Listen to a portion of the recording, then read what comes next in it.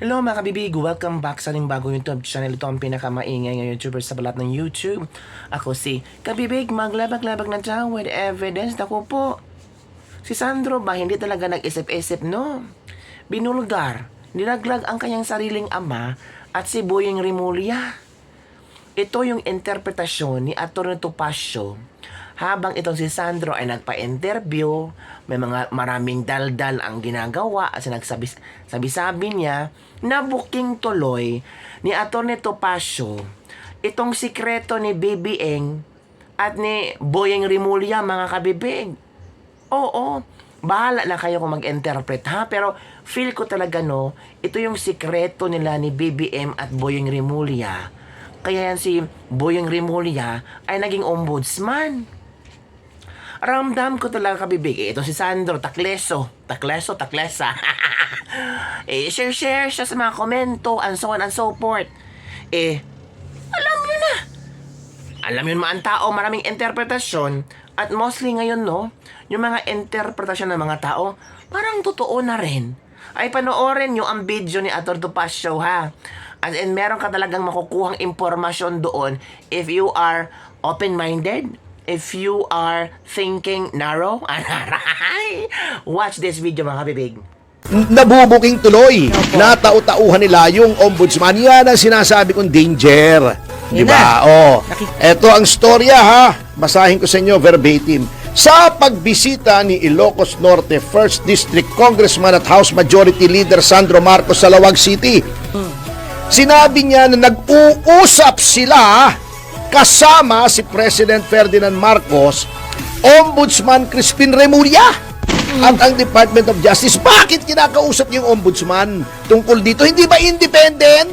Yun. Ang ombudsman, bakit sinasabihan nyo na ganito, ganon? Nakalimutan niyo na ba? Bakit nagsasuggest kayo? Yun. Eto pa, natatawa ko kay Sandro.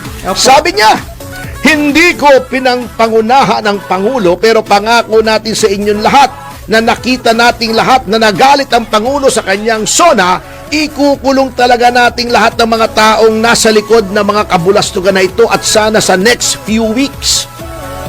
Take note, ikukulong natin. Legislator ka, hindi ka nagpapakulong, boss.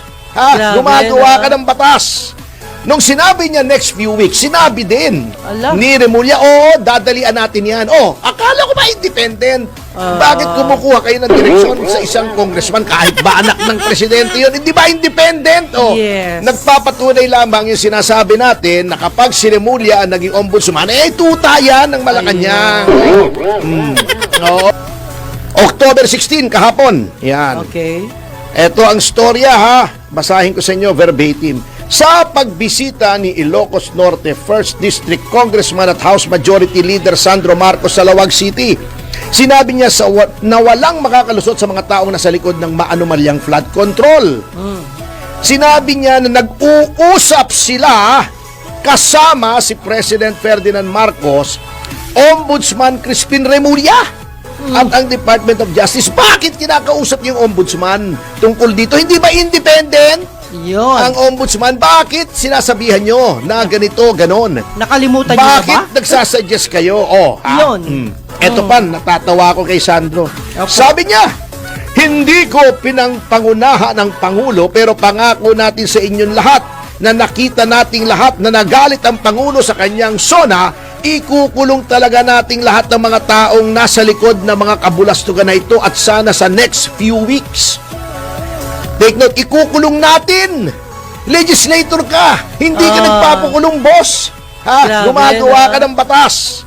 Nung sinabi niya next few weeks, sinabi din ni Remulla, dadalian natin yan. Akala ko ba independent? Bakit kumukuha kayo ng direksyon sa isang congressman kahit ba anak ng presidente yun? Hindi ba independent? Yes. Nagpapatunay lamang yung sinasabi natin na kapag si Remulla ang naging ombudsman, tuta yan ng Malacanang. Ito ba, Naku, boss, mali na ho yung direksyon nyo. Knock-knock.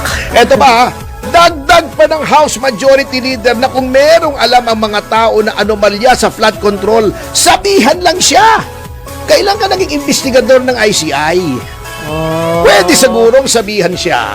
Isusumbong niya roon siguro, pero Bakit kumakausap ka direkta sa ombudsman? Independent yan eh. Ang pangit ng dating boss. Ha? Wala. Na hanggang ngayon tingin nyo, alter ego ng Pangulo ang ombudsman. Bakit ikaw? Gagalit niya si Ka Joel. Nagpapakyut siya. Sumasakay siya sa sa issue. Nabubuking tuloy. Opo. Natau-tauhan nila yung ombudsman. Yan ang sinasabi kong danger. Di Yan ba? Nakikita na yan. Kitang-kita na yung pattern. Kita mo ha? Eto. Yung sinabi niyang less than weeks, bumanat naman si Remulla, nagdidikta naman sa mga hukuman. Dapat daw, wala pang isang taon, wala pa nga daw isang buwan eh. Dapat meron ng resulta. Paano nangyari yun? Yan ang hirap kasi kung hindi ka nakakakita ng loob ng courtroom, hindi mo alam ang nangyayari sa courtroom. Hindi mo pwedeng sabihan yung korte, bilisan nyo. As ombudsman, nag-imbestiga ka, magpa-file ka, yung korte may independence yan. Bakit ba gustong saklawan lahat ng executive ang lahat ng functions? Kanya ako, sinasabi ko sa inyo, wala na akong kumpiyansa dyan sa ICI. Meron pa tong, dapat daw walang dilatory tactics bago, kung hindi ba naman ulalo itong si Remulla, para siyang hindi abogado, sasabihin pa, dilatory tactics are always the problem. That's what lawyers get paid for. How to delay the case. May sinaulo ka. Para ka hindi abogado. Hindi mo alam kasi ang proseso. Hindi ka kasi nag-practice. Ha? Grabe yung paninira Hindi ka kasi yan. nag-practice. Hindi mo alam kung ano nangyayari sa korte. Hindi mo alam yung due process. Hindi mo alam, may schedule yan, maraming kaso. Kaya nga may calendar eh. Hindi mo pag-aari ang korte. Sumusobra. Kaya sabi sa'yo, isang damakmak na mayayabang. Ang administrasyon na to, may kultura ng kayabangan. Yung mga wag mo kong pag-utusan, mga ganyan. Pasalamat kayo, hindi ako nag-abogado. Di ba? Yari sila.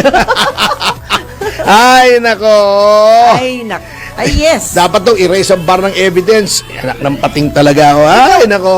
Sir, teka muna. Marami tayong IBP member, di ba? Teka muna. Marami tayong abogado. Teka muna talaga. Kasi magbe-break tayo eh. Okay. So yun na nga, kabibig. So do you think itong si Remulla at si BBM, talagang pinagplanuhan na nila ni BBM na si Remulla maging ombudsman, tapos yung ginawa ng GBC, baka for the sake lang yun ng formality, na merong interview, na merong mga shortlisted, pero sa kasagsagan ng mga istorya doon, si Remulla talaga. Kasi nabigyan ng clearance, 'di ba, kabibig? Tapos alam niyo ba yung mga gusto yung gawin ni Remulla? Yung AJK ni Digong, pag-aaralan ulit, titingnan ulit, baka merong makuha ulit na pwedeng ikaso ni Digong. Yan kabibiga. Kasi si Digong hindi nakasuhan sa Pilipinas. Walang kaso si Digong sa Pilipinas, oy.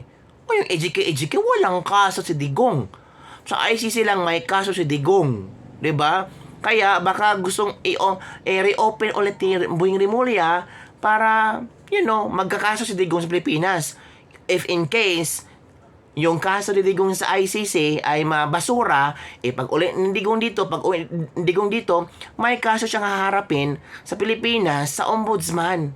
Kaya feel ko talaga yun ang gagawin nila. Mga kinakabahan sila ba na makaka-uwi si Digong? Kung uwi si Digong, ay hindi makakaligtas si Digong. Pagbaba ni Digong sa eroplano, pusasan agad kasi may kaso pa rin. Yung mga kabibig, yun ang mga interpretasyon ko lang, kabibig ha.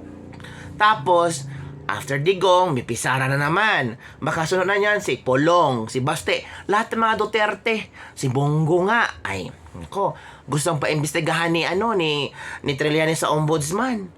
Tungkol sa flood control. Ewan ko, ang gulo-gulo ng kailang mga script. Ewan ko ba kung sino mga script writers na lang, madami kasi sila. Kasi may script writer na, ito ang dapat gawin natin. The next day, nagbago, nag-erase. Ito na naman, si Bongo na naman. Ay, hindi masyadong click sa mga tao. Duterte na naman. Ay, parang walang pakialam ang mga tao. Ay, Sara Duterte na naman. Yung mga ganun ba? Parang ang circus lang ba? Ang circus lang sa mga Duterte, kay Bongo, kay Bato, at kung sino pang mga kaalya ng mga Duterte. Yun ang tinatarget nila kasi malapit na ang 2028. Ayaw nila si Sara uupong presidente kasi takot sila. Takot sila. Yun lang kabibig. Don't forget to like, subscribe, and share this video. Bye everyone. See you next time.